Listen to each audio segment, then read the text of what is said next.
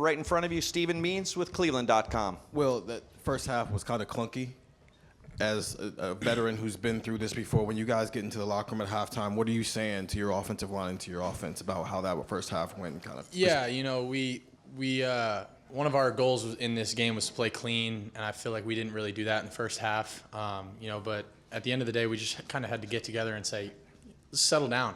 Just play our game. Don't think about it too much. Don't let the fact that it's maybe our first time playing the shoe, like, just got to settle in, and play football. And I think we did a good job of that in the second half. But, we definitely need to work on, starting a little faster, starting a little better, and not having those mistakes that we had in the first half. Me personally, included in that. And I mean, we built off it, and we came out in the second half and guns a-blazing and did really well. And obviously, a win is a win. And when you win by as much as we did, it's good. And I'm happy that we won. But there's still a lot of stuff to clean up. Steve Hellwagon, 24/7 Sports. Yeah, first touchdown to Jeremiah. It looks like he makes kind of an adjustment on the ball and turns back shoulder. Just what did you see on that play? What did he do to complete it? And is that an advanced concept for a young guy to be able to make that play? If he's pressed and it's one-on-one, put it up, and he'll make the play. And that's exactly what he did. I just saw he was pressed, so I tried to put it up over top, and he actually made a little adjustment and came back to it. And I mean, that's all I got to do is just give him a chance, and he's going to do the rest. And you guys saw that today. Over to the right, Austin Ward, the podcast. Well, Ryan said that nobody needed to say anything to Jeremiah after that drop screen there on the opening drive. Like, is that the case? You just No, there was no word said. I mean, none of us were worried about him at all. I mean, we were, obviously, it's a drop, it's uncharacteristic, but hey, I made a couple of bad passes, and it's not gonna be perfect, man. But it's that next play mentality. Mental toughness is the ability to move on to the next most important thing, and we knew his maturity level. We weren't worried about it, and he came back and had a great game. So, Will, over to the left, Bill Rabinowitz, Columbus Dispatch. Well, you've been here 8 months. You probably wondered what it would be like to play in the shoe, just the whole atmosphere. What was it like? How glad are you to have it under your belt?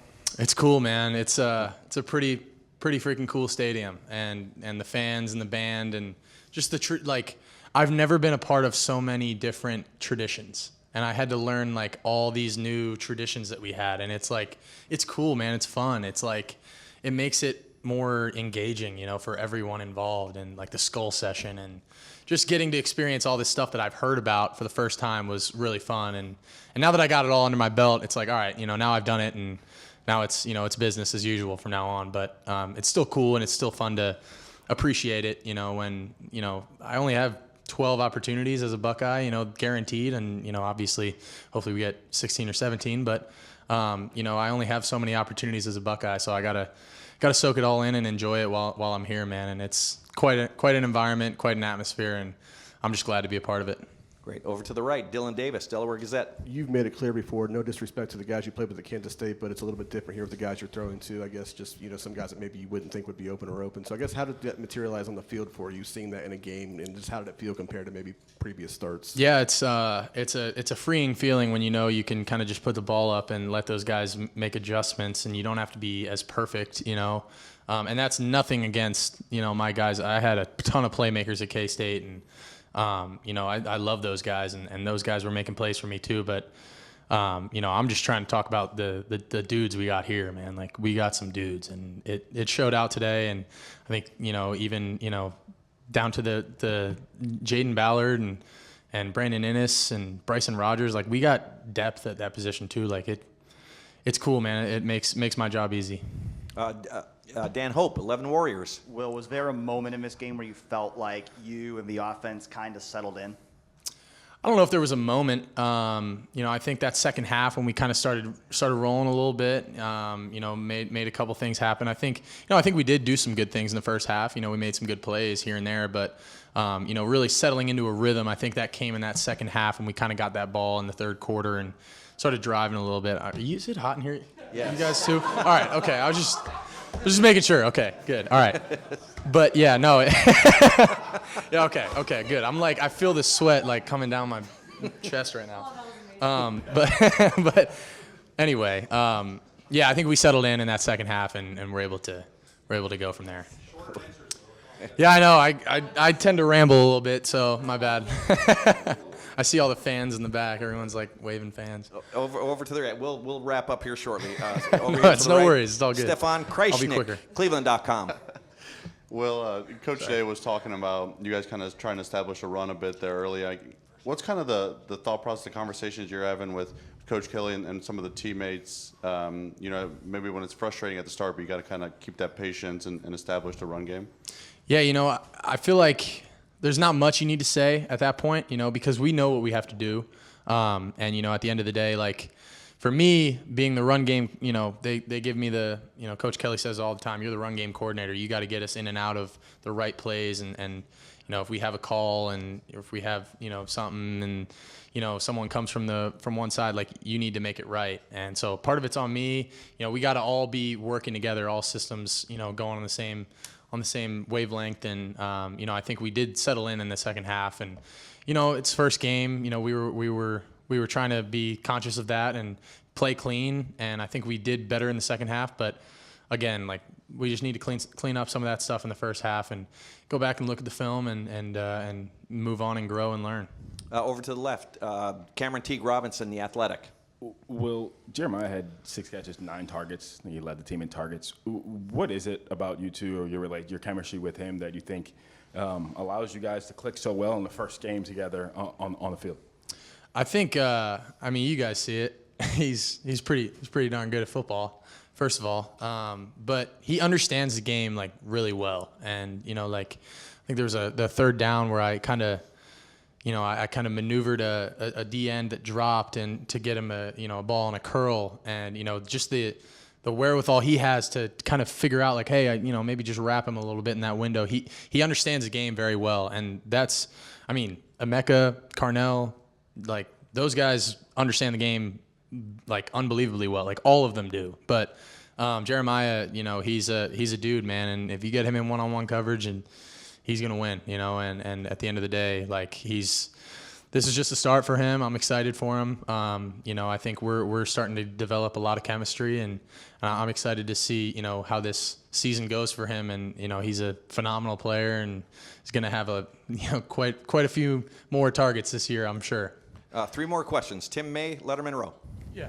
Will, I was just wondering what your favorite pass was today, and I was wondering if the one to Carnell Tate would be right in there, because you had him run the fly, and he took it to the end zone. Yeah. And then the deep one to Jeremiah Smith. I think y'all ran 11 plays in the third quarter and had 135 yards and 2 touchdowns. So. Yeah, But I go don't ahead. know. That's a hard one. I don't know if I could pick my favorite throw from today. Probably that fade ball to JJ in the corner of the end zone, or that little peak throw I threw to him in the red zone.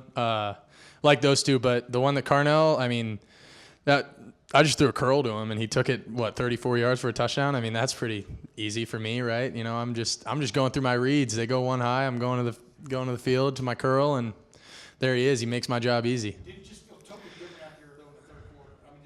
I'm just wondering, for you guys offensively. Yeah, I don't think there was anything that switched or anything crazy. We just settled in a little bit, and I think we were just comfortable, and it just kind of things started kind of going our ways. I feel like for me especially, I started kind of taking the game as it came to me and trying to not trying to force things. I think there were a couple times in the first half where I was just forcing things and trying to make things happen. And with this team, with the guys we have, like the more I can just let the game come to me, it makes my job easy, and we can get rolling.